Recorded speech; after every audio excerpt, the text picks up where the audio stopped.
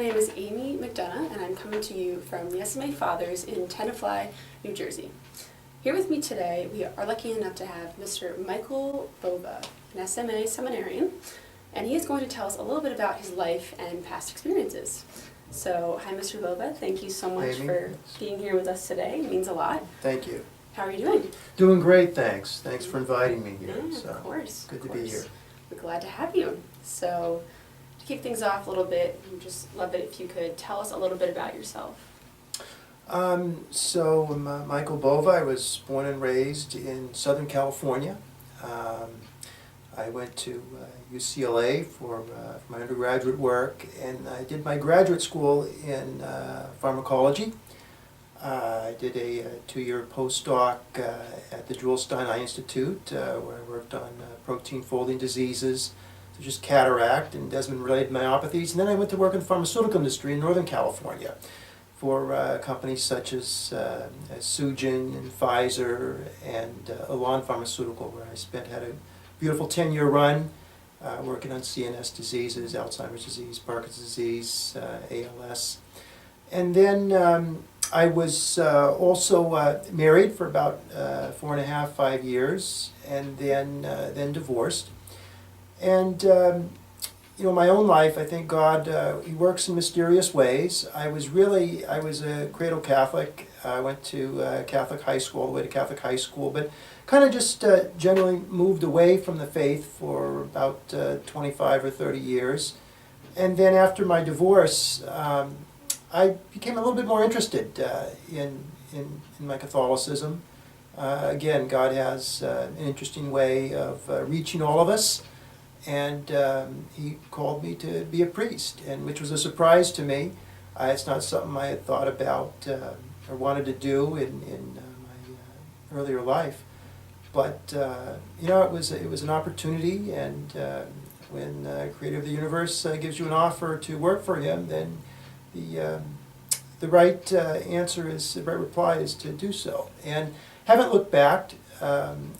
I love the pharmaceutical industry. I had a really good run. I enjoyed what I did immensely, but I wouldn't go back even if I was offered $1 billion.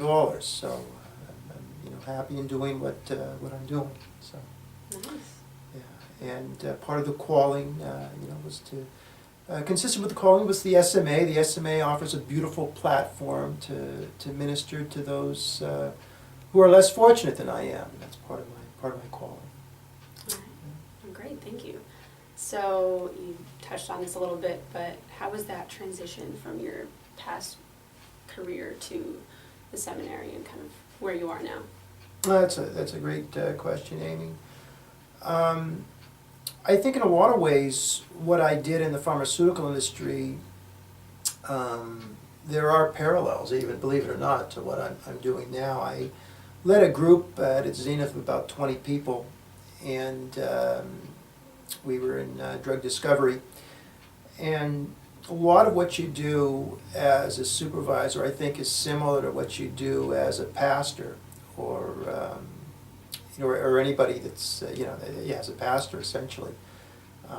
You're working with people. You're trying to enhance their development. Of course, in the pharmaceutical industry, it's their career development. I think in religious life, it's their spiritual development, right? But nonetheless, you're caring for people. You're facilitating and enabling. That's what I did in the pharmaceutical industry, and that's kind of what you try to do in the spiritual life. You try to facilitate and enable others. So there's parallels there. I think the good managers in industry care about their people. They're almost like their children. And I think in the religious life, if you are doing it right, that's the right way to look at it too. They're your children. You're trying to develop those who are you're responsible for. So there's some parallels there, but believe it or not. And certainly there's an intellectual aspect to what I did in industry, and that same logic, that same critical thinking that I applied in science, I do to the scriptures. I just a couple days ago, I was on the phone with one of my Seminarian brothers, and we had a long, detailed description about some scriptural passages and what they all meant. And, you know, I use the same logic, no different, same. So, you know, a lot of things, for me, the way I look at it, there are a lot of parallels. Right. Well, it's great that you can use those same skills. Yeah, again, I'm a late vocation, as you can see, so I started a little bit later. And I think, you know, that was the path for me. Some of the older guys, I went to a seminary where there were also a lot of older men, and I think the older guys can bring a lot to the table in terms of their life experiences. They have a pretty solid understanding of who they are. They know themselves pretty well, and as such, they're put in a position when they do graduate from the seminary. They're ready to go out and minister to people. They're really ready to let the Holy Spirit be conduits through them, because I think before you can minister to others, you really have to know thyself. And you know, some of the older guys probably have a little bit better sense of self than perhaps some of the younger guys. Yeah, of course.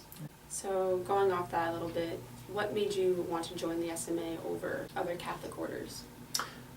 Great question, Amy. And I think a lot of it is the platform that the SMA provides. Okay, so it kind of in my calling was there was an element of you know, helping others less fortunate than me.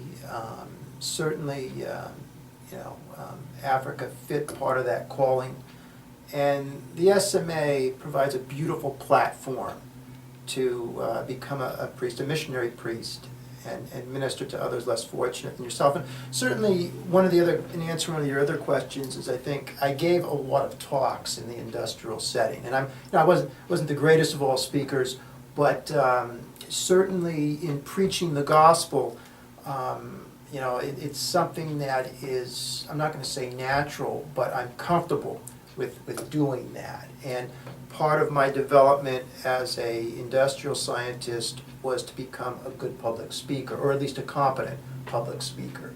And that's another important part, I think, of being a missionary priest, is you're preaching the gospel to others often. You do a lot of other things as well.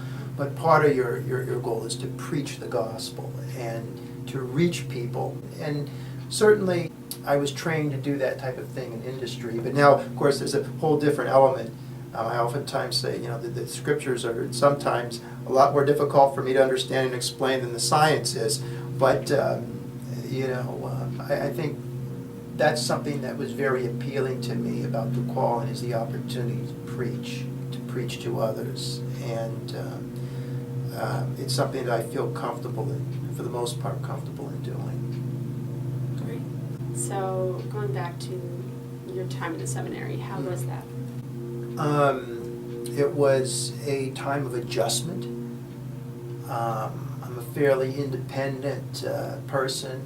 You know, after separation from my wife, I was living alone for a few years, and I kind of liked that. You kind of get in your own ways, and when you're in the seminary, you're not in charge. So I always have liked structure in my life, but you know, in the seminary, you know, you're up. You know, you're up, and then you got morning prayer at 7:40, and then you've got at 8 o'clock, you know, some breakfast, and then right after breakfast is you've got classes for, you know, 3 or 4 hours, and then you got mass, and then right in the afternoon you got meetings, and sometimes more classes, and then, you know, there's evening prayer after that, dinner, and then sometimes there's meetings and even classes in the evenings. So you have a very structured and very busy schedule. And I mean, I would oftentimes in the pharmaceutical industry, I'd have been slammed with meetings from, you know, 8 in the morning till 5 in the afternoon. So the endurance wasn't so much the question, but when you are a student, you're in a different position versus whether you're, you know, kind of in charge versus being a student. It's a different mindset.